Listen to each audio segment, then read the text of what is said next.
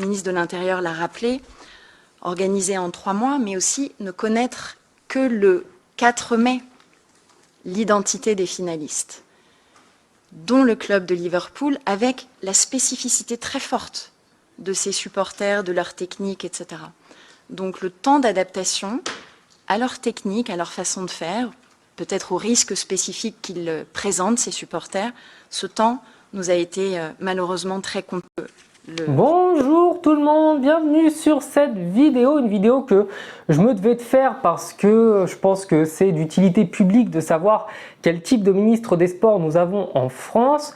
Comme vous l'aurez entendu, la théorie de la ministre des Sports sur les incidents qu'il y a eu au Stade de France, c'est tout simplement que c'est de la faute de Liverpool, encore une fois, parce qu'on suit ce que le ministre de l'Intérieur a dit, c'est de la faute de Liverpool parce qu'ils ne se sont pas signalés avant, ils n'ont pas signalé dès le mois de janvier qu'ils allaient être qualifiés 6 mois plus tard pour la finale.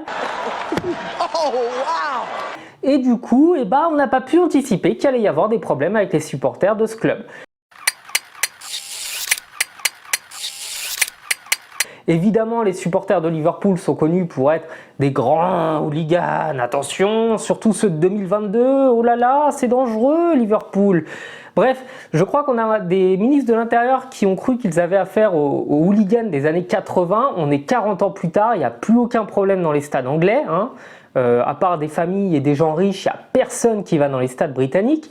Et plutôt que de vraiment assumer en fait la responsabilité, encore une fois, de l'État français dans l'organisation de la sécurité, on remet encore ça sur le dos de Liverpool en expliquant que c'est leurs supporters qui sont problématiques, et encore plus débile, on explique que c'est parce qu'on n'était pas au courant suffisamment tôt.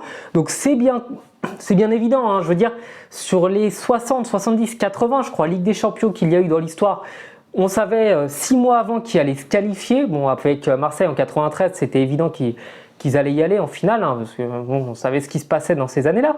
Mais bref, je trouve ça tellement aberrant et tellement grotesque que sincèrement, la ministre des Sports devrait arrêter de traiter du football. Elle est sûrement experte dans d'autres domaines. Cuisine. Elle doit sûrement connaître des sports bien mieux que moi dans plein d'autres sujets.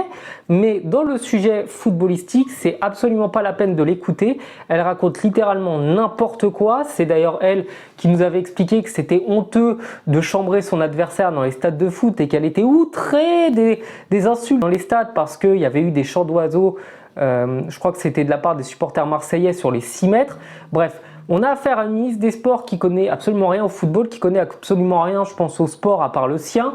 Et c'est ces gens-là, avec le ministre de l'Intérieur, qui du coup font passer les Français pour des abrutis finis.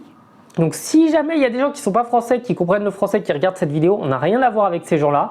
Nous, on n'a pas voté pour eux. Enfin, personnellement, je n'ai pas voté pour eux. Et on se désolidarise de toutes leurs bêtises.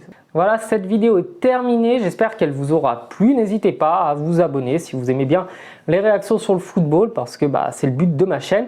Je vous souhaite de passer une bonne journée et je vous dis à bientôt, ciao.